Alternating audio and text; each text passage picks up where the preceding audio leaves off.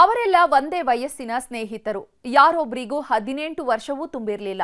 ಬೆಳ್ಳಂ ಬೆಳಿಗ್ಗೆಯೇ ಹೆತ್ತವರಿಗೆ ಹೇಳದೆ ಕಾರಲ್ಲಿ ಜಾಲಿ ರೈಡ್ ಹೊರಟಿದ್ರು. ಆದರೆ ಅತಿ ವೇಗದ ಹುಚ್ಚಿಗೆ ಬಿದ್ದವರು ದುರಂತ ಅಂತ್ಯ ಕಂಡಿದ್ದಾರೆ. ಹೆದ್ದಾರಿಯಲ್ಲೇ ಅಪ್ಪಚ್ಚಿಯಾಗಿ ಹೋಗಿದ್ದಾರೆ.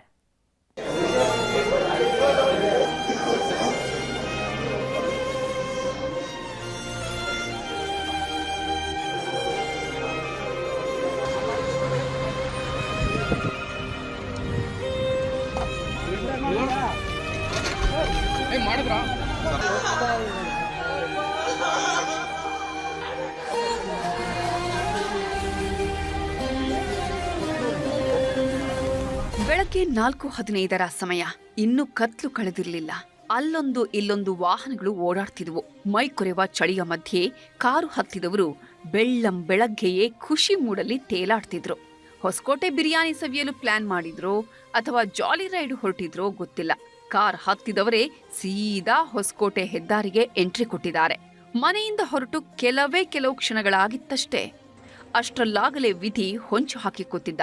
ಪ್ರಾಯದ ಹುಡುಗರ ಓವರ್ ಸ್ಪೀಡ್ ಹುಚ್ಚಿಗೆ ನಡೆಯಬಾರದ ಘಟನೆ ನಡೆದು ಹೋಗಿದೆ. ಹೊಸಕೋಟೆ ಬಳಿ ಸಂಭವಿಸಿದ ಭೀಕರ ಅಪಘಾತಕ್ಕೆ 7 ಮಂದಿ ಬೀದಿ ಹೆಣವಾಗಿದ್ದಾರೆ.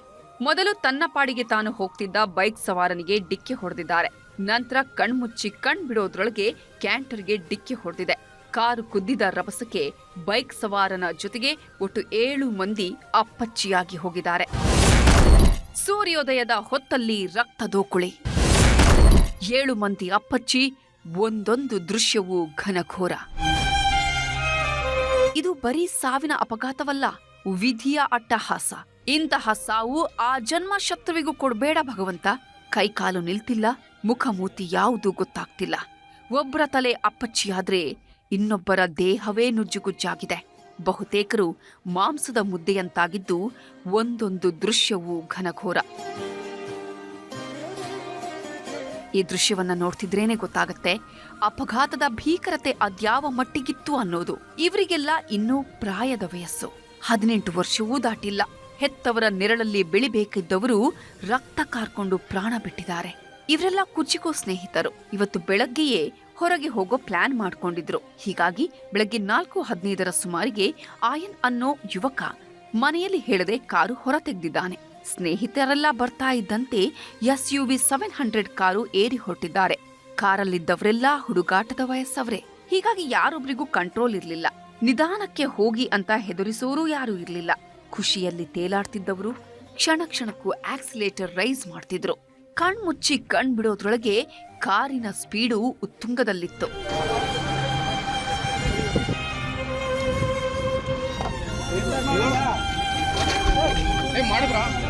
ಹೊಸಕೋಟೆ ಟೋಲಲ್ಲಿ ಕಂಡಿದ್ದ ಈ ದೃಶ್ಯವೇ ಕೊನೆ. ಮತ್ತೆಲ್ಲೂ ಇವರನ್ನ ನೋಡೋದಿಕ್ಕೆ ಆಗ್ಲೇ ಇಲ್ಲ. ಅತಿ ವೇಗದಲ್ಲಿದ್ದ ಕಾರು ಕಣ್ಮುಚ್ಚಿ ಬಿಡೋಷ್ಟ್ರೊಳಗೆ ಪಾಸ್ ಆಗಿತ್ತು. ಇದಾದ ಕೆಲವೇ ಹೊತ್ತಲ್ಲಿ ನಡೆಯಬಾರದ ಘಟನೆ ನಡೆದು ಹೋಗಿದೆ. ಒಮ್ಮೆಲೆ ಕಾರ್ನ ಕಂಟ್ರೋಲ್ ತಪ್ಪಿದ್ದಂತೆ ಬೈಕಲ್ಲಿ ಹೋಗ್ತಿದ್ದ ಗಗನ್ ಅನ್ನೋ ಯುವಕನಿಗೆ ಡಿಕ್ಕಿ ಹೊಡೆದಿದ್ದಾರೆ. ಕಾರು ಗುದ್ದಿದ ರಭಸಕ್ಕೆ ಮಾರು ದೂರ ಹಾರಿ ಬಿದ್ದವ ಅಲ್ಲೇ ಉಸಿರು ಚೆಲ್ಲಿದಾನೆ. ಇದಾದ ಮರುಕ್ಷಣವೇ ಮುಂದೆ ಹೋಗ್ತಿದ್ದ ಕ್ಯಾಂಟರ್ಗೂ ಕಾರು ಡಿಕ್ಕಿ ಹೊಡೆದಿದೆ. ಕಾರು ಗುದ್ದಿದ ರಭಸಕ್ಕೆ ಚಾಸಿ ಸಹಿತ 2 ಟೈರ್ಗಳೇ ಕಿತ್ತು ಬಂದಿವೆ. ಕ್ಯಾಂಟರ್ ಚಾಲಕ ಪ್ರಜ್ಞೆ ತಪ್ಪಿ ಬಿದ್ರೆ ಕಾರಲ್ಲಿದ್ದವರು ಅಪ್ಪಚ್ಚಿಯಾಗಿದ್ದಾರೆ. ಯಾಕಂದ್ರೆ ಕ್ಯಾಂಟರ್ಗೆ ಕಾರು ಗುದ್ದುತ್ತಾ ಇದ್ದಂತೆ ಇಡೀ ಕಾರೇ ಧ್ವಂಸವಾಗಿ ಹೋಗಿದೆ. ಕೂತವರು ಕೂತ ಜಾಗದಲ್ಲೇ ರಕ್ತ ಕಾರ್ಕೊಂಡು ಪ್ರಾಣ ಬಿಟ್ಟಿದ್ದಾರೆ. 4:15 ಮಧ್ಯೆ ಸರ್, ರೈಟ್ ಸೈಡ್ ಅಲ್ಲಿ ನನ್ನ ಪಾಡಿಗೆ ನಾನು ಆರಾಮಾಗಿ ಹೋಗ್ತಾ ಇದ್ದೆ. ಹಿಂದೆ ಗಾಡಿನಿಂದ ಹಿಂದೆ ಬಳಿದ ಬಂದು ಕಿಟ್ಟಿದ್ ಒಂದೇ ಗೊತ್ತಾಗಿದೆ ಸರ್. ಹತ್ ಕಡೆ ಬಿದ್ದೋಯ್ತು. ನನಗೂ ಮುಚ್ಚೇರಿಲ್ಲ. ಅಲ್ಲಿ ಲೋಕಲ್ ಅವ್ರಿಗೆ ಒಂದಿಬ್ರು ಯಾರೋ ಬಂದು ಬಿಡಿಸಿದ್ಮೇಲೆ ಈಚೆ ಈಚೆ ಬಂದು ನೋಡಿದಾದ್ಮೇಲೆ ಗಾಡಿ ಬಿದ್ದೋಗಿದ್ ನಾನು ನೋಡಿದ್ದೆ. ಆಮೇಲೆ ನಾನು ಮೊಬೈಲ್ ತಗೊಂಡು ಅಲ್ಲಿ ಅವ್ರು ಹೆಲ್ಪ್ ತಗೊಂಡು ಮೊಬೈಲ್ ತಗೊಂಡು ನಮ್ಮ ಫ್ರೆಂಡ್ಸ್ ಇನ್ನೊಂದು ಗಾಡಿ ಹೋಗ್ತದೆ ಅವ್ರಿಗೆ ಫೋನ್ ಮಾಡಿ ಅವ್ನ ಹೊರ ಕೇಳಿ ಅಲ್ಲಿಂದ ಅವನ ಹೆಲ್ಪಿಂದ ನಾನು ಹಾಸ್ಪಿಟಲ್ ಇಡೀ ಕಾರೇ ಅಪ್ಪಚ್ಚಿ ಆಗ್ತಿದ್ದಂತೆ ಅಪಘಾತಗಳ ಸರಣಿ ಶುರುವಾಗಿದೆ. ಹಿಂದಿನಿಂದ ಬರ್ತಿದ್ದ ಬ್ರೀಜಾ ಕಾರು ಸಹ ಕಟ್ಟಾಗಿ ಬಿದ್ದಿದ್ದ ಟೈರ್ಗೆ ಡಿಕ್ಕಿ ಹೊಡೆದಿದೆ. ಆದರೆ ಅದೃಷ್ಟವಶಾತ್ ಯಾರಿಗೂ ಯಾವುದೇ ಅನಾಹುತವಾಗಿಲ್ಲ. ಮಕ್ಕಳ ಸಾವು ನೋಡೋದಿಕ್ಕೆ ಆಗ್ತಿಲ್ಲ ಹೆತ್ತವರ ಗೋಳು. ಸಂತಾನ ಶೋಕಂ ನಿರಂತರಂ ಅಂತಾರೆ. ನಿನ್ನೆವರೆಗೂ ಕಣ್ಮುಂದೆ ಇದ್ದ ಮಕ್ಕಳು ಈಗ ಹೆಣವಾಗಿ ಮಲಗಿದ್ದು ನೋಡ್ತಿದ್ದಂತೆ ಪ್ರತಿ ಹೆತ್ತವರಿಗೂ ಬರ ಸಿಡಿಲು ಬಡಿದಂತಾಗಿತ್ತು. ಯಾಕಂದ್ರೆ ಮಕ್ಕಳು ಎಲ್ಲಿ ಹೋಗ್ತಿದ್ದಾರೆ, ಯಾರ್ಯಾರು ಹೋಗ್ತಿದ್ದಾರೆ ಅನ್ನೋದ್ರ ಸಣ್ಣ ಸುಳಿವೂ ಇರ್ಲಿಲ್ಲ. ನಿದ್ದೆ ಕಣ್ಣಿಂದ ಏಳೋದ್ರೊಳಗೆ ಮಕ್ಕಳ ಸಾವಿನ ಸುದ್ದಿ ಕಿವಿಗ್ ಬಿದ್ದಿತ್ತು. ಇದೇನು ಕನ್ಸ ನನ್ಸ ಅಂತ ಸುಧಾರಿಸಿಕೊಳ್ಳುವುದ್ರೊಳಗೆ ನಡೆಯಬಾರದ ಘಟನೆ ನಡೆದು ಹೋಗಿತ್ತು. ಮಕ್ಕಳ ಸಾವಿನ ಸುದ್ದಿ ಕೇಳಿ ಓಡೋಡಿ ಬಂದ ಹೆತ್ತವರಿಗೆ ಆಕಾಶವೇ ಕಳಚಿ ಬಿದ್ದಂತಾಗಿತ್ತು. ತಂದೆ ತಾಯಿ ಎಷ್ಟೇ ಗೋಳಾಡಿದ್ರೂ ಮಕ್ಕಳ ಮಾತಿಲ್ಲ, ಕಥೆ ಇಲ್ಲ. ಒಂದು ಬಾರಿ ಕಣ್ಬಿಡಪ್ಪ ಅಂದ್ರೂ ಹೆತ್ತವರ ಕೂಗು ಭಗವಂತನಿಗೆ ಕೇಳಿಸ್ಲೇ ಇಲ್ಲ. ಪ್ರತಿ ವರ್ಷ ಹೋಗ್ತಿದ್ದಾರೆ ಅಜ್ಜಿಗೆ? ಹೌದು ಸರ್. ನೀವೇನಾಗ ಸರ್ ಆರಾಮ ಮಾಮ ಸರ್. ಇವರೆಲ್ಲ ಹೆಂಗ್ ಫ್ರೆಂಡ್ಸ್ ಅಂತ ನಿಮ್ಗೆ ಗೊತ್ತಾ ಸರ್? ಹೌದು, 2 ವೀಲರ್ ಓಡಿಸೋಕೆ ಬರಲ್ಲ ಸರ್. ಮೃತರೆಲ್ಲರೂ 18 ವರ್ಷದ ಒಳಗಿನವರೇ. ಎಸ್ಎಸ್ಎಲ್ಸಿ ಹಾಗೂ ಪಿಯುಸಿ ಓದ್ತಾ ಇದ್ದವರು. ಆದ್ರೆ ಜಾಲಿ ರೈಡ್ಗೆ ಹೋಗಿ ಜೀವ ಬಿಡುವಂತಾಗಿದ್ದಾರೆ. ಜಾಲಿ ರೈಡ್ಗೆ ಬಲಿ. ಅಶ್ವಿನ್ ನಾಯರ್ಗೆ 17 ವರ್ಷ. ಕೊತ್ತನೂರಿನ RVPU ಕಾಲೇಜಲ್ಲಿ ವಿದ್ಯಾಭ್ಯಾಸ ಮಾಡ್ತಿದ್ದ. ಇನ್ನು 16 ವರ್ಷದ ಅರ್ಹನ್ ಶರೀಫ್ CMR ವಿದ್ಯಾರ್ಥಿ. ಅಯಾನ್ ಕೂಡ CMR ಕಾಲೇಜಲ್ಲಿ ವಿದ್ಯಾಭ್ಯಾಸ ಮಾಡ್ತಾ ಇದ್ದು, 18 ವರ್ಷದ ಭರತ್ ಕೂಡ ಇದೇ CMR ಕಾಲೇಜಲ್ಲಿ ವ್ಯಾಸಂಗ ಮಾಡ್ತಿದ್ದ. ಈತ ಇದ್ದಿದ್ ಮಾತ್ರ ಫ್ರೇಸರ್ ಟೌನ್ನಲ್ಲಿ. ಇನ್ನು ಈತನ್ ಜಾರ್ಜ್ 17 ವರ್ಷದವನಾಗಿದ್ದು RV ಕಾಲೇಜಲ್ಲಿ ಶಿಕ್ಷಣ ಪಡೆದಿದ್ದ. ಹಾಗೆಯೇ ಕಮ್ಮೇನಹಳ್ಳಿಯಲ್ಲಿ 16 ವರ್ಷದ ಫರ್ಹಾನ್ ಶೇಖ್ ಕೂಡ 2nd PU ವ್ಯಾಸಂಗ ಮಾಡ್ತಿದ್ದ. ಇವರೆಲ್ಲರೂ ಒಟ್ಟಿಗೆ ಕಾರಲ್ಲಿ ಹೋಗ್ತಾ ಇದ್ರು. ಇವರ ಜೊತೆಗೆ ಬೈಕ್ ಸವಾರ ಗಗನ್ ಕೂಡ ಪ್ರಾಣ ಚೆಲ್ಲಿದ್ದಾನೆ.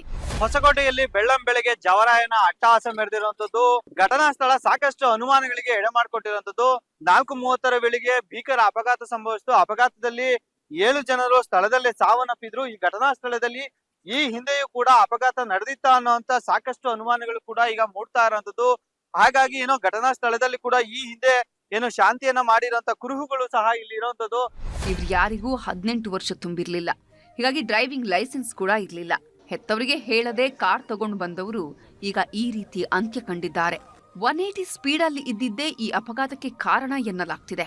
ಈ ಬಗ್ಗೆ ಪ್ರತಿಕ್ರಿಯೆ ನೀಡಿರೋ ಬೆಂಗಳೂರು ಗ್ರಾಮಾಂತರ SP ಚಂದ್ರಕಾಂತ್, ಯುವಕರು ಎಲ್ಲಿಗೆ ಹೊರಟಿದ್ರು ಅನ್ನೋದ್ರ ತನಿಖೆ ಮಾಡ್ತೀವಿ ಅಂದಿದ್ದಾರೆ.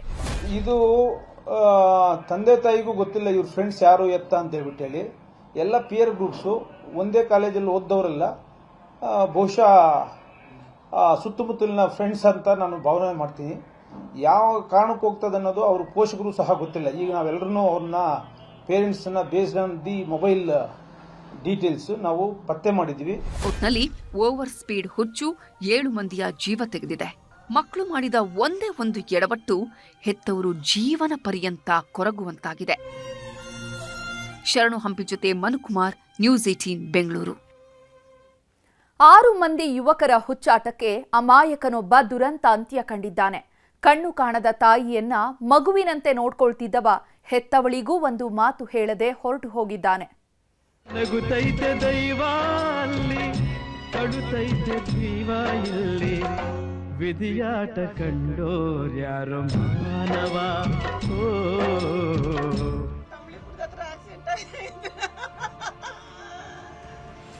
ಹೆತ್ತವಳಿಗೆ 2 ಕಣ್ಣು ಕಾಣ್ತಿರ್ಲಿಲ್ಲ. ಅಪ್ಪನಿಗೆ ವ್ಯವಸಾಯ ಬಿಟ್ರೆ ಬೇರೆ ಕೆಲಸ ಗೊತ್ತಿರ್ಲಿಲ್ಲ. ಅಪ್ಪ ಅಮ್ಮನಿಗೆ ವಯಸ್ಸು ಬೇರೆ ಆಗ್ತಾ ಇತ್ತು. ಹೀಗಾಗಿ ಇದ್ದೊಬ್ಬ ಮಗನೇ ಇಡೀ ಮನೆಯ ಜವಾಬ್ದಾರಿ ಹೊತ್ಕೊಂಡಿದ್ದ. ಇವನಿಗೆ ಅಪ್ಪ ಅಮ್ಮನನ್ನ ಬಿಟ್ರೆ ಯಾರಿಲ್ಲ. ಹೆತ್ತವರಿಗೆ ಮಗನನ್ನ ಬಿಟ್ರೆ ಹಿಂದಿಲ್ಲ ಮುಂದಿಲ್ಲ. ಮಗನನ್ನ ಕೊಟ್ಟಿದ್ದ ಭಗವಂತ ಹೆತ್ತವಳ ಕಣ್ಣು ಕಿತ್ಕೊಂಡಿದ್ದ. ಹೀಗಾಗಿ ಮಗನನ್ನ ಒಂದೇ ಒಂದು ದಿನವೂ ಕಣ್ತುಂಬ ನೋಡೋದಕ್ಕೆ ಆಗಿರ್ಲಿಲ್ಲ. ಹೀಗಾಗಿ ಮಗನ ಧ್ವನಿಯಲ್ಲೇ, ಮಗನ ಸ್ಪರ್ಶದಲ್ಲೇ ತನ್ನೆಲ್ಲ ಪ್ರೀತಿಯನ್ನ ಕಾಣ್ತಾ ಇದ್ಲು. ಆದ್ರಿವತ್ತು ಇದನ್ನೂ ಆ ಭಗವಂತ ಕಿತ್ಕೊಂಡಿದ್ದಾನೆ. ಅಮ್ಮ ಅನ್ನೋರಿಲ್ಲ, ನಾನಿದ್ದೀನಿ ಅನ್ನೋ ಧೈರ್ಯ ಹೇಳೋರೂ ಇಲ್ಲ. ನೈಟ್ ಶಿಫ್ಟ್ ಮುಗಿಸಿ ಬರ್ತಾ ಇದ್ದ ಮಗ ದಾರಿಯಲ್ಲೇ ಹೆಣವಾಗಿದ್ದಾನೆ. ಪ್ರಾಯದ ಹುಡುಗರ ಸ್ಪೀಡ್ ಕ್ರೇಜ್ಗೆ ಅಮಾಯಕ ಬಲಿಯಾಗಿ ಹೋಗಿದ್ದಾನೆ.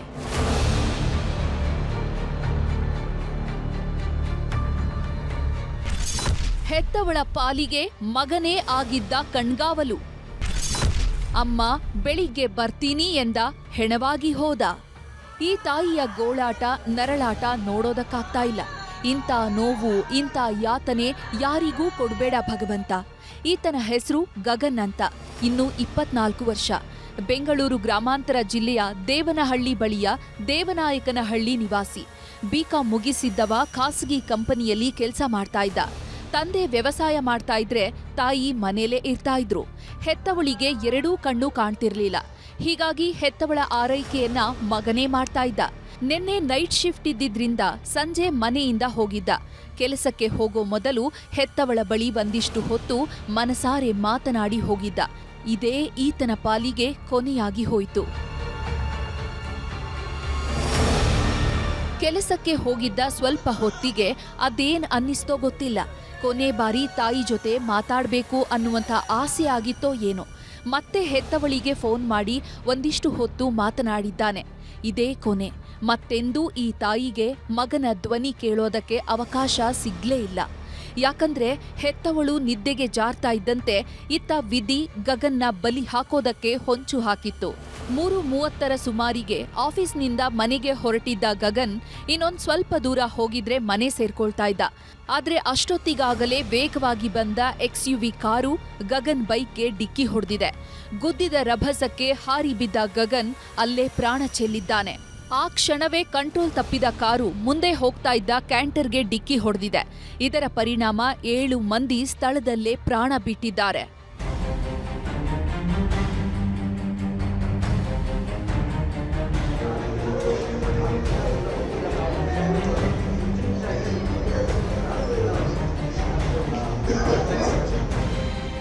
ಎಂದಿನಂತೆ ಬೆಳಿಗ್ಗೆ ಎದ್ದ ತಾಯಿಗೆ ಇದ್ಯಾವುದೂ ಗೊತ್ತಿರಲಿಲ್ಲ. ನನ್ ಮಗ ಇಷ್ಟೊತ್ತಿಗಾಗ್ಲೇ ಬರ್ಬೇಕಿತ್ತಲ್ಲ ಅನ್ನುವಂಥ ಆತಂಕದಲ್ಲೇ ಓಡಾಡ್ತಾ ಇದ್ರು. ಇದೇ ಹೊತ್ತಲ್ಲಿ ಬಂದಂತಹ ಅದೊಂದು ಫೋನ್ ಬರಸಿಡಿಲು ಬಡಿದಂತಾಗಿತ್ತು. ಅಪಘಾತದಲ್ಲಿ ನಿಮ್ಮ ಮಗ ಸಾವನ್ನಪ್ಪಿದ್ದಾನೆ ಅನ್ನುವಂತಹ ಸುದ್ದಿ ಗೊತ್ತಾಗ್ತಾ ಇದ್ದಂತೆ ಅಲ್ಲೇ ಕುಸಿದು ಹೋಗಿದ್ದಾರೆ. ಬೆಳಗ್ಗೆ ಹೇಳಿದ ತಕ್ಷಣ ಫೋನ್ ಬಂತು ಪೊಲೀಸರ ಕಡೆಯಿಂದ. ಕಂಬಳಿಪುರದ ಹತ್ರ ಆಕ್ಸಿಡೆಂಟ್ ಆಗಿದೆ. ಒಂದು 9 ಗಂಟೆ ಮೇಲೆ ಅಷ್ಟೇ ಸಮಯ ಮಾತಾಡಿದ್ದು. ನಾನು ಹೋಗ್ಬಿಟ್ಟಂಗೆ ಕೆಲ್ಸಕ್ಕೆ ಬರ್ತೀನಿ ಅಂದ. ಈ ಸುದ್ದಿ ಬಂದೈತಪ್ಪ. ಸಾವಿನ ಸುದ್ದಿ ತಿಳಿದ ಕೇಂದ್ರ ಸಚಿವ ಕುಮಾರಸ್ವಾಮಿ ಗಗನ್ ತಾಯಿ ಜೊತೆ ಫೋನ್ನಲ್ಲಿ ಮಾತಾಡಿದ್ದಾರೆ. ನಿಮ್ಮ ಕಷ್ಟಕ್ಕೆ ನಾವಿದ್ದೇವೆ ಎನ್ನುವಂಥ ಧೈರ್ಯ ತುಂಬಿದ್ದಾರೆ. ಆದ್ರೆ ಈ ಹೆತ್ತ ಕರುಳದ್ದು ಒಂದೇ ಮಾತು, ನನಗೆ ನನ್ನ ಮಗ ಬೇಕು ಸ್ವಾಮಿ ಅನ್ನೋದು. ಮಗನನ್ನ ಕಣ್ತುಂಬ ನೋಡ್ಕೊಳ್ಳೋಣ ಅಂದ್ರೂ ಇಲ್ಲ, ಕೊನೆ ಬಾರಿ ಮಾತಾಡೋಣ ಅಂದ್ರೂ ಇಲ್ಲ. ಮಗನ ಶವದ ಮುಂದೆ ಹೆತ್ತವಳು ಗೋಳಾಡ್ತಾ ಇದ್ರೆ ನೋಡುಗರ ಕಣ್ಣಾಲೆಗಳು ತುಂಬಿ ಹೋಗಿದ್ವು.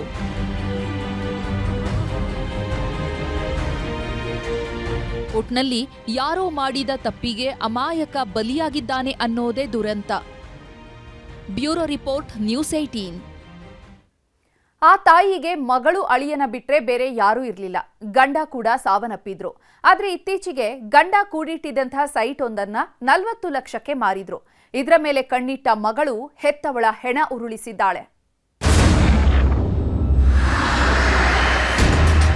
ಸಂಘದವ್ರು ಬಂದ ಮೇಲೆ ಗಲಾಟೆ ಆಯ್ತು. ತಿನ್ಕೊಂಡೇನಮ್ಮ ಅಂತ ಹೇಳಿ ಬೇಜಾಡ್ತಿದ್ರು. ಅವಾಗ ಗೊತ್ತಾಯ್ತು ಇದು ಕೊಲೆ. ದುಡ್ಡು ವಿಚಾರಕ್ಕೆ ಇದು ಮಾಡಿರೋದು ಕ್ಲಿಯರ್ ಆಗಿ ಗೊತ್ತಾಗಿದೆ. ತವರು ಮನೆ ತೊರೆಯೋ ಪ್ರತಿ ಹೆಣ್ಮಕ್ಕಳು ಹರಸೋದೊಂದೇ, ಹಾಲುಂಡ ಮನೆ ಹೊನ್ನಿನಂತೆ ಬೆಳೆಯಲಿ, ನಾನು ಆಡಿ ಬೆಳೆದ ಮನೆ ಸದಾ ಸಮೃದ್ಧಿಯಿಂದ ಇರಲಿ ಅಂತ. ಯಾಕಂದ್ರೆ ಪ್ರತಿ ಹೆಣ್ಮಕ್ಕಳಿಗೆ ತವರಿನ ಸಂಬಂಧ ಅನ್ನೋದು ಹೊನ್ನಿಗಿಂತಲೂ ಮಿಗಿಲು. ಕೋಟಿ ಕೊಟ್ಟರೂ ತವರಿನ ಋಣ ತೀರಲ್ಲ, ಉಸಿರಿರೋವರೆಗೂ ತವರಿನ ಆಸೆ ಹೋಗಲ್ಲ. ಆದ್ರೆ ಕೆಲವು ಹೆಣ್ಮಕ್ಕಳು ಇದಕ್ಕೆ ತದ್ವಿರುದ್ಧ. ಹಾಲುಂಡ ಮನೆಗೆ ವಿಷ ಹಾಕೋ ಕೆಲಸ ಮಾಡುತ್ತಿದ್ದಾರೆ. ಹೊತ್ತು ಹೆತ್ತು ಬೆಳೆಸಿದವರು ಅಂತಾನೂ ನೋಡದೆ ನಂಜುಕಾರೋ ಕೆಲಸ ಮಾಡುತ್ತಿದ್ದಾರೆ. ಈಕೆ ಕೂಡ ಇದೇ ಜಾಯಮಾನಕ್ಕೆ ಸೇರಿದವಳು. ಹೆತ್ತವಳನ್ನೇ ಕೊಂದು ಹೃದಯಾಘಾತದ ಕಥೆ ಕಟ್ಟಿದ್ದಾಳೆ. ರಾತ್ರೋರಾತ್ರಿ ಸಂಬಂಧಿಕರಿಗೆ ಸುದ್ದಿ ಮುಟ್ಟಿಸಿ ಬೆಳ್ಳಂಬೆಳಿಗ್ಗೆಯೇ ಅಂತ್ಯಕ್ರಿಯೆಗೆ ಪ್ಲಾನ್ ಮಾಡಿಕೊಂಡಿದ್ಲು. ಆದ್ರೆ ಕರ್ಮ ಬಿಡಬೇಕಲ್ಲ, ಮಾಡಿದ ಪಾಪಕ್ಕೆ ತಕ್ಕ ಪ್ರತಿಫಲ ಅನುಭವಿಸುತ್ತಿದ್ದಾಳೆ. 16 ದಿನದ ಸಂಚು, ಹೆತ್ತವಳಿಗೆ ಹಾಕಿದ್ದಳು ಸ್ಕೆಚ್. ಹೆತ್ತವಳ ಹಣಕ್ಕಾಗಿ ಹೆತ್ತೊಡಲಿಗೆ ಇಟ್ಟಳು ಕೊಳ್ಳಿ. ಇಂಥ ಮಕ್ಕಳು ಹುಟ್ಟೋದಕ್ಕಿಂತ ಬಂಜೆಯಾಗಿ ಬದುಕೋದೇ ಲೇಸು ಬಿಡಿ. ಯಾಕಂದ್ರೆ ಇವಳು ಮನುಷ್ಯಳಲ್ಲ, ಮನುಷ್ಯ ರೂಪದ ನರರಾಕ್ಷಸಿ. ಈಕೆಯ ಹೆಸರು ಸುಚಿತ್ರ ಅಂತ, ತುಮಕೂರು ನಿವಾಸಿ. ಈಕೆಗೆ ಜನ್ಮ ಕೊಟ್ಟ ತಪ್ಪಿಗೆ ಹೆತ್ತವಳೇ ದುರಂತ ಅಂತ್ಯ ಕಂಡಿದ್ದಾಳೆ. ಈ ಹೆಣ್ಣುಮಗಳ ಹೆಸರು ಪುಷ್ಪಾವತಿ ಅಂತ. ತುಂಬಾನೇ ಸಾಧು ವ್ಯಕ್ತಿತ್ವ. ಕೆಲ ವರ್ಷದ ಹಿಂದೆ ಇವರ ಗಂಡ ಸಾವನ್ನಪ್ಪಿದ್ರು. ಹೀಗಾಗಿ ಮಗಳು ಅಳಿಯನನ್ನ ತಮ್ಮ ಮನೆಯಲ್ಲೇ ಇಟ್ಕೊಂಡಿದ್ರು. ಅದೇ ಈಗ ಕಂಟಕವಾಗಿ ಹೋಗಿದೆ. ಹೆತ್ತವಳ ಹಣದ ಮೇಲೆ ಕಣ್ಣಿಟ್ಟವಳು ಮಾಡಬಾರದ ಕೆಲಸ ಮಾಡಿದ್ದಾಳೆ.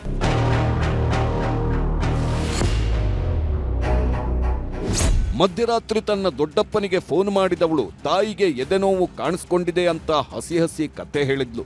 ಇದಾದ ಸ್ವಲ್ಪ ಹೊತ್ತಲ್ಲೇ ಹೃದಯಾಘಾತದಲ್ಲಿ ಸಾವನ್ನಪ್ಪಿದ್ದಾಳೆ ಅಂತಾನೂ ಸುದ್ದಿ ಹೇಳಿದ್ಲು.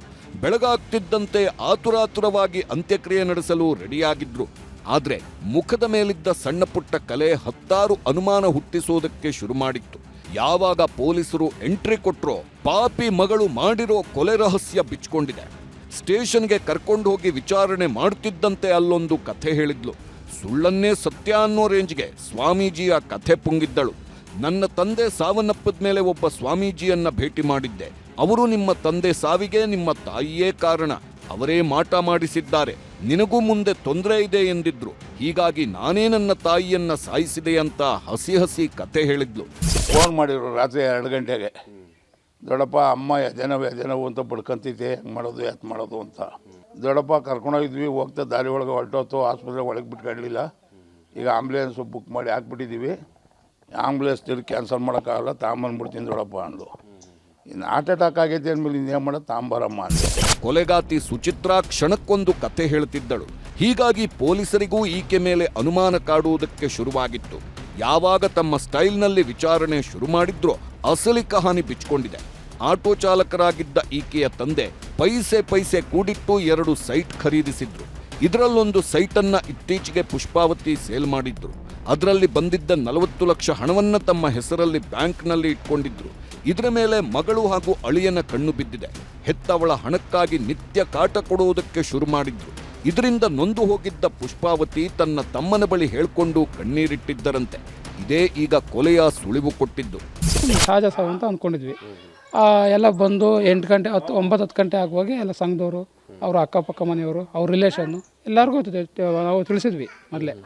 ಅವರೆಲ್ಲ ಬಂದು ಇದು ಮಾಡುವಾಗ ಒಬ್ಬೊಬ್ಬರೇ ಮಾತಾಡ್ಕೊಂಡ್ರು. ಯಾಕಂದರೆ ಇಲ್ಲಿ ಮುಖಚರ್ಯನೂ ಆ ಥರನೇ ಇತ್ತು. ಯಾಕೆ ಸ್ವಲ್ಪ ಕಲೆಗಳು ಅವು ಇವು ಇದ್ವು. ಬಾಯಲ್ಲಿ ಮತ್ತು ಕೆಲವು ಕಡೆ ಶರೀರ ಭಾಗದಲ್ಲಿ ಇಂಜುರೀಸ್ ಇತ್ತು. ಆ ಇನ್ಫಾರ್ಮೇಷನ್ ಮೇಲೆ ನಾವು ಅವ್ರ ಮಗಳನ್ನು ಮತ್ತು ಅಲಿಯನ್ನು ಸೆಕ್ಯೂರ್ ಮಾಡಿ ಪ್ರಶ್ನೆ ಮಾಡಿದಾಗ ಅವರು ದಿಂಬು ಯೂಸ್ ಮಾಡಿ ಅವ್ರನ್ನ ಸ್ಮಾದರಿಂಗ್ ಮಾಡಿ ಸಾಯಿಸಿದರು ಅನ್ನೋದು ಕಂಡುಬಂದಿದೆ. ಒಟ್ಟಿನಲ್ಲಿ ಹೆತ್ತವಳ ಹಣದ ಆಸೆಗೆ ಬಿದ್ದವಳು ಜೀವ ಕೊಟ್ಟವಳ ಜೀವವನ್ನೇ ತೆಗೆದಿದ್ದಾಳೆ. ತಾಯಿಯನ್ನ ಕೊಂದು ಆತ್ಮಹತ್ಯೆ ಕಥೆ ಕಟ್ಟಿದವಳಿಗೆ ಪೊಲೀಸರು ಕಂಬಿ ಹಿಂದೆ ತಳ್ಳಿದ್ದಾರೆ. ವಿಠಲ್, ನ್ಯೂಸ್ 18, ತುಮಕೂರು. ಅವರೆಲ್ಲ ಬಡಪಾಯಿ ಮಕ್ಕಳು, ದೊಡ್ಡ ಶಾಲೆಗೆ ಹೋಗೋದಕ್ಕಾಗಲ್ಲ ಅಂತ ಸರ್ಕಾರಿ ಶಾಲೆಗೆ ಸೇರಿದ್ರು. ಆದ್ರೆ ಶಿಕ್ಷಕರು ಪಾಠ ಹೇಳ್ಕೊಡೋದ್ ಬಿಟ್ಟು ಕೆಲಸ ಮಾಡಿಸ್ತಿದ್ದಾರೆ. ಗಾರೆ ಕೆಲಸ ಜೊತೆಗೆ ನೀರು ಹೊರಿಸ್ತಿದ್ದಾರೆ.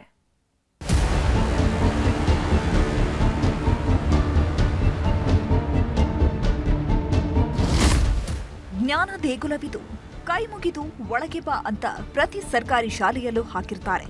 ಯಾಕಂದ್ರೆ ಪ್ರತಿ ಮಕ್ಕಳ ಪಾಲಿಗೆ ಶಾಲೆಗಳೇ ಜ್ಞಾನಾರ್ಜನೆಯ ಕೇಂದ್ರಗಳಾಗಿರ್ತವೆ. ಲಕ್ಷ ಫೀಸ್ ಕಟ್ಟೋದಕ್ಕಾಗಲ್ಲ. ಖಾಸಗಿ ಶಾಲೆಯಲ್ಲಿ ಓದಿಸೋ ಶಕ್ತಿ ನಮಗಿಲ್ಲ ಅಂತ ಬಹುತೇಕರು ಸರ್ಕಾರಿ ಶಾಲೆಗೆ ಮಕ್ಕಳನ್ನ ಸೇರಿಸ್ತಾರೆ. ಗುರುಗಳ ಸ್ಥಾನದಲ್ಲಿ ನಿಲ್ಲೋ ಶಿಕ್ಷಕರು ಪ್ರತಿ ವಿದ್ಯಾರ್ಥಿಗಳ ಪಾಲಿಗೆ ಆದರ್ಶಪ್ರಾಯವಾಗಿರಬೇಕು. ಆದ್ರೆ ಇಲ್ಲಿನ ಶಿಕ್ಷಕರು ಮಕ್ಕಳ ಬದುಕಿನ ಜೊತೆಗೆ ಚೆಲ್ಲಾಟವಾಡ್ತಿದ್ದಾರೆ. ಈ ಬರಿಬೇಕಿದ್ದ ಕೈಗಳಲ್ಲಿ ಗಾರೆ ಕೆಲಸ ಮಾಡಿಸ್ತಿದ್ದಾರೆ. ಪೆನ್ನು ಬುಕ್ ಹಿಡಿಯಬೇಕಾದ ಮಕ್ಕಳಿಗೆ ಬಾಂಡ್ಲಿ ಕೊಟ್ಟು ಗಾರೆ ಕೆಲಸ ಮಾಡಿಸ್ತಿದ್ದಾರೆ. ಇನ್ನೊಂದ್ ಕಡೆ ಮಕ್ಕಳ ಕೈಯಲ್ಲೇ ದೂರದೂರಿನಿಂದ ನೀರು ಹೊರಿಸ್ತಿದ್ದಾರೆ.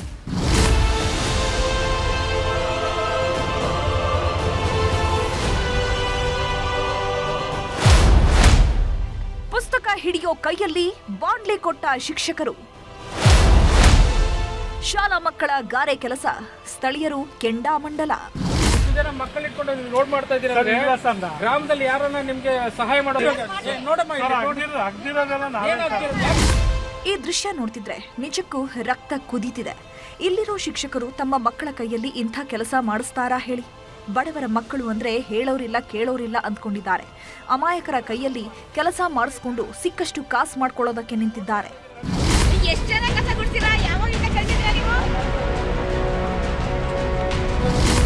ಇದು ಮಂಡ್ಯ ಜಿಲ್ಲೆಯ ನಾಗಮಂಗಲದ ನಲ್ಕುಂದಿ ಗ್ರಾಮದ ಸರ್ಕಾರಿ ಪ್ರಾಥಮಿಕ ಶಾಲೆ. ಶಾಲೆ ಅಭಿವೃದ್ಧಿಗೆ ಅಂತ ಸರ್ಕಾರ ಅನುದಾನ ನೀಡಿದೆ. ಇದೇ ದುಡ್ಡಲ್ಲಿ ಕಾಮಗಾರಿ ಕೆಲಸಗಳು ನಡೀತಿವೆ. ಆದ್ರೆ ಇಲ್ಲಿನ ಶಿಕ್ಷಕರು ಮಾತ್ರ ಮಕ್ಕಳನ್ನೇ ಕೆಲಸಕ್ಕೆ ಬಳಸಿಕೊಳ್ತಿದ್ದಾರೆ. ಓದೋ ಮಕ್ಕಳ ಕೈಯಲ್ಲಿ ಬಾಂಡ್ಲಿ ಕೊಟ್ಟು ನೆತ್ತಿ ಸುಡೋ ಬಿಸಿಲಲ್ಲಿ ಸಿಮೆಂಟು ಮರಳು ತುಂಬಿಸ್ತಿದ್ದಾರೆ. ಯಾವಾಗ ಇದು ಸ್ಥಳೀಯರ ಕಣ್ಣಿಗೆ ಬಿತ್ತೋ ಕೆರಳಿ ಕೆಂಡವಾಗಿದ್ದಾರೆ. ಶಿಕ್ಷಕರಿಗೆ ತರಾಟೆ ತಗೊಳ್ತಿದ್ದಂತೆ ಕಕ್ಕಾಬಿಕ್ಕಿಯಾಗಿದ್ದಾರೆ. ಇಷ್ಟು ಜನ ಮಕ್ಕಳಿಗೆ ಕೂಡ ರೋಡ್ ಮಾಡ್ತಾ ಇದ್ದೀರಾ ಗ್ರಾಮದಲ್ಲಿ ಯಾರನ್ನ ನಿಮ್ಗೆ ಸಹಾಯ ಮಾಡೋದು ನೋಡಮ್ಮ ಶಾಲೆಯಲ್ಲಿಲ್ಲ ನೀರು, ಮಕ್ಕಳೇ ಹೊರಬೇಕು ಬಿಂದಿಗೆ. ನಲ್ಕುಂದಿ ಗ್ರಾಮದ ಶಾಲಾ ಮಕ್ಕಳ ಕಥೆ ಒಂಥರ ಆದ್ರೆ ಪಕ್ಕದ ಕೆಆರ್ಪೇಟೆಯಲ್ಲಿ ಇನ್ನೊಂಥರ ಕಥೆ. ಹೇಮಾವತಿ ಬಡಾವಣೆಯ ಸರ್ಕಾರಿ ಪ್ರಾಥಮಿಕ ಶಾಲಾ ಮಕ್ಕಳು ನಿತ್ಯ ನರಕ ಯಾತನೆ ಅನುಭವಿಸುತ್ತಿದ್ದಾರೆ. ಕುಡಿಯೋಕೆ ನೀರಿಲ್ಲ, ಶೌಚಾಲಯ ಬಳಕೆಗೂ ನೀರಿಲ್ಲ. ಹೀಗಾಗಿ ಪ್ರತಿದಿನ ಇಲ್ಲಿನ ಮಕ್ಕಳೇ ಅರ್ಧ ಕಿಲೋಮೀಟರ್ ದೂರ ಹೋಗಿ ಬಿಂದಿಗೆಯಲ್ಲಿ ನೀರು ತುಂಬಿಕೊಂಡು ಬರಬೇಕಾಗಿದೆ. ಶಾಲೆಗೆ ಏನಂದ್ರೆ ಮೂಲಭೂತ ಸೌಕರ್ಯಗಳೇ ಇಲ್ಲ. ಮುಖ್ಯವಾಗಿ ಕುಡಿಯುವಂಥ ನೀರಿಲ್ಲ, ಸುಸಜ್ಜಿತವಾದ ಒಂದು ಸ್ವಚ್ಛತೆಯಾದ ಟಾಯ್ಲೆಟ್ ಕೂಡ ಕಟ್ಟಿಲ್ಲ ಇವರು. ಈ ಶೌಚಾಲಯ ಇಲ್ಲದೆ ಹೋದರೆ ಎಷ್ಟು ಪ್ರಾಬ್ಲಮ್ ಆಗುತ್ತೆ ಅಂತ ಗೊತ್ತು. ಮುಖ್ಯವಾಗಿ ಬೇಕಾಗಿರುವಂಥ ಕುಡಿಯೋ ನೀರಿನ ವ್ಯವಸ್ಥೆ ಕೂಡ ಇಲ್ಲಿಲ್ಲ. ಸರ್ಕಾರಿ ಶಾಲೆಗಳನ್ನ ಹಾಗೆ ಮಾಡ್ತೀವಿ, ಸರ್ಕಾರಿ ಶಾಲೆಗಳನ್ನ ಹೀಗೆ ಮಾಡ್ತೀವಿ ಅನ್ನೋ ಜನನಾಯಕರು ಈ ಕಡೆ ಕಣ್ಣೆತ್ತಿ ನೋಡಬೇಕಿದೆ. ಸರ್ಕಾರಿ ಶಾಲೆಗಳ ದುಸ್ಥಿತಿ ಬಗ್ಗೆ ಕಣ್ಣಾಯಿಸೋ ಕೆಲಸ ಆಗಬೇಕಿದೆ. ಸುನಿಲ್ ಗೌಡ, ನ್ಯೂಸ್ 18, ಮಂಡ್ಯ. ಸ್ವಾತಂತ್ರ್ಯ ಬಂದು ಇಷ್ಟು ವರ್ಷ ಆದ್ರೂ ಈ ಊರಿನ ಜನರಿಗೆ ನರಕ ಯಾತನೆ ತಪ್ಪಿಲ್ಲ. ಓಡಾಡೋದಕ್ಕೂ ಸರಿಯಾಗಿ ರಸ್ತೆ ವ್ಯವಸ್ಥೆಯೇ ಇಲ್ಲ. 8 ಕಿಲೋಮೀಟರ್ ದೂರದ ಊರಿಗೆ 120 ಕಿಲೋಮೀಟರ್ ದೂರ ಸುತ್ತಾಡ್ತಿದ್ದಾರೆ. ತಾಲೂಕು ಆಫೀಸ್ಗೆ ಹೋಗುವಾಗ ನಾವು ಬಸ್ಸಲ್ಲಿ ಹೋಗ್ಬೇಕಂತ ಹೇಳಿದ್ರೆ ಕಮ್ಮಿ ಪಕ್ಷದಲ್ಲಿ 12 ಗಂಟೆ ಆಗ್ತದೆ. ಮಕ್ಕಳು ಸ್ಕೂಲಿಂದ ಕಳ್ಸಕ್ಕೆ ಕಳಿಸ್ತಾರೆ, ಎಷ್ಟೊತ್ತಿಗೆ ಬರ್ತಾರೆ ಕೇಳ್ಬೇಕಂದ್ರೆ ಒಂದು ಗಡಿಯಲ್ಲಿ ಬಂದು ಕಾಯ್ಬೇಕು. ನಾವು ಈ ಪ್ರೊಸೀಜರಲ್ಲೇ ನಮ್ಮ ಜೀವನ ಹೋಗ್ತದೆ ಹೊರತು ಅದು ಮುಂದುವರಿಯುತ್ತಾ ಇಲ್ಲ. 8 ಕಿಲೋಮೀಟರ್ ದೂರಕ್ಕೆ 120 ಕಿಲೋಮೀಟರ್ ಸುತ್ತಾಟ. ಕಾಡುತ್ತಿದೆ ಕಾಡು ರಸ್ತೆ, ಜನರಿಗೆ ತಪ್ಪದ ಅವ್ಯವಸ್ಥೆ. ಭಾರತ ಅಂದ್ರೆ ಅಭಿವೃದ್ಧಿ ಹೊಂದಿದ ರಾಷ್ಟ್ರ ಅನ್ನೋ ಹೆಗ್ಗಳಿಕೆಯತ್ತ ಮುನ್ನುಗ್ಗುತ್ತಿದೆ. ಚಂದ್ರನ ಅಂಗಳಕ್ಕೆ ಹೋಗಿದ್ದಾಯ್ತು, ವಿಶ್ವದ ಮುಂದೆಯೇ ದೊಡ್ಡಣ್ಣ ಅನ್ನೋ ಹಂತಕ್ಕೆ ಬಂದಿದ್ದೂ ಆಯ್ತು. ಗಗನಚುಂಬಿ ಕಟ್ಟಡಗಳು ತಲೆ ಎತ್ತುತ್ತಿವೆ, 1000 ನೋಡೋ ಕೈಗಳು ಲಕ್ಷ ಲಕ್ಷ ನೋಡುತ್ತಿವೆ. ಎಲ್ಲಾ ಕಡೆಯೂ ಹೆದ್ದಾರಿಯ ಸಂಚಾರ ಶುರುವಾಗ್ತಿದೆ. ಆದ್ರೆ ಹಳ್ಳಿಗಳಲ್ಲಿ ಮಾತ್ರ ಇವತ್ತಿಗೂ ನರಕದ ಪರಿಸ್ಥಿತಿ ತಪ್ಪಿಲ್ಲ. ಕಾಡು ಮೇಡು ಅಲಿಯೋರ ಗೋಳಾಟ ಕಮ್ಮಿ ಆಗಿಲ್ಲ. ಜಸ್ಟ್ 8 ಕಿಲೋಮೀಟರ್ ದೂರ ಇರೋ ಗ್ರಾಮ ಪಂಚಾಯಿತಿಗೆ 120 ಕಿಲೋಮೀಟರ್ ಸುತ್ತಾಡುತ್ತಿದ್ದಾರೆ. ಸುತ್ತ ಕಾಡು, ಆಕಾಶದೆತ್ತರಕ್ಕೆ ಬೆಳೆದು ನಿಂತ ಮರಗಳು, ಎಲ್ಲಾ ಕಡೆ ಮಣ್ಣು ರಸ್ತೆ. ಕಾಡಿ ಬೇಡಿದ್ರೂ ಒಬ್ಬರೂ ಕಣ್ಣಿಗೆ ಕಾಣಲ್ಲ. ಇದು ದಕ್ಷಿಣ ಕನ್ನಡ ಜಿಲ್ಲೆಯ ಬೆಳ್ತಂಗಡಿ ತಾಲೂಕಿನ ಎಳನೀರು ಪ್ರದೇಶದ ಸ್ಥಿತಿ. ಸ್ವಾತಂತ್ರ್ಯ ಬಂದು 78 ವರ್ಷವಾದರೂ ಈ ಗ್ರಾಮದ ಜನರ ಬದುಕು ಕತ್ತಲೆಯಲ್ಲೇ ಮುಳುಗಿದೆ. ಸರ್ಕಾರಿ ಸವಲತ್ತುಗಳು ಅನ್ನೋದು ಈ ಊರಿನವರಿಗೆ ಮರೀಚಿಕೆಯಾಗಿದ್ದು, ಮಲವಂತಿಗೆ ಗ್ರಾಮ ಪಂಚಾಯಿತಿಗೆ ಹೋಗಬೇಕು ಅಂತ 120 ಕಿಲೋಮೀಟರ್ ದೂರ ಸುತ್ತಾಡಿಕೊಂಡು ಹೋಗಬೇಕಿದೆ. ನಮ್ಗೇನ್ ವ್ಯವಸ್ಥೆ ಬೇಕಾದ್ರೂ ನಾವು ಬೆಳ್ತಂಗಡಿಗೆ ಹೋಗ್ಬೇಕು, ಮಲವಂತಿಗೆಗೆ ಹೋಗ್ಬೇಕು. ಆದ್ರೆ ಯಾವ ವ್ಯವಸ್ಥೆನೂ ಇಲ್ಲ. ಬೆಳ್ತಂಗಡಿಗೆ ಹೋಗ್ಬೇಕಂದ್ರೆ 2 ದಿನ ಹೋಗಿ ಅಲ್ಲಿ ಏನಾದ್ರೂ ಕೆಲಸ ಮಾಡ್ಬೇಕಾದ್ರೆ ಇಲ್ಲಿಂದ ಹೊರಡತ್ತಿಗೆ 6 ಗಂಟೆಗೆ ಹೊರಡ್ತೀವಿ. ಅಲ್ಲಿ ಹೋಗಿ ನಡ್ಕೊಂಡು ಹೋದ್ರೆ ಹೋಗೋಷ್ಟೊತ್ತಿಗೆ 12 ಗಂಟೆ ಆಗುತ್ತೆ. ಆಮೇಲೆ ಅಲ್ಲಿ ಉಳ್ಕೊಳ್ಬೇಕು, ಯಾರ್ದಾರು ಮನೆ ನೋಡ್ಬೇಕು, ಅವ್ರ ಪಂಚಾಯತಿಯವರೆಲ್ಲ ಕೇಳ್ಬೇಕು. ನಮಗೊಂದೇನು ವ್ಯವಸ್ಥೆ ಬೇಕಂದ್ರೆ ಅವ್ರು ಇವತ್ತಿಲ್ಲ ನಾಳೆ ಬನ್ನಿ ಅಂದ್ರೆ ಮತ್ತೆ ಪುನಃ ಅಲ್ಲಿ ಉಳಿಬೇಕು. ಈ ಊರು ಇರೋದು ಚಿಕ್ಕಮಗಳೂರು ಜಿಲ್ಲೆಯ ಗಡಿ ಭಾಗದಲ್ಲಿ. ಕುದುರೆಮುಖ ರಾಷ್ಟ್ರೀಯ ಉದ್ಯಾನವನ ವ್ಯಾಪ್ತಿಯಲ್ಲಿ ಬರುತ್ತೆ. ಎಳನೀರು ಗ್ರಾಮಕ್ಕೂ ಮಲವಂತಿಗೆ ಗ್ರಾಮ ಪಂಚಾಯಿತಿಗೂ ಇರೋದು 8 ಕಿಲೋಮೀಟರ್ ದೂರ ಮಾತ್ರ. ಆದ್ರೆ ರಾಷ್ಟ್ರೀಯ ಉದ್ಯಾನವನ ವ್ಯಾಪ್ತಿಯಲ್ಲಿ ಬರೋದ್ರಿಂದ ರಸ್ತೆ ಅಭಿವೃದ್ಧಿ ಆಗಿಲ್ಲ. ಕಾನೂನು ತೊಡಕುಗಳು ಕಾಡ್ತಿರೋದ್ರಿಂದ ಇಲ್ಲಿನ ಜನ 120 ಕಿಲೋಮೀಟರ್ ದೂರ ಸುತ್ತಾಡಿ ಬರ್ತಿದ್ದಾರೆ.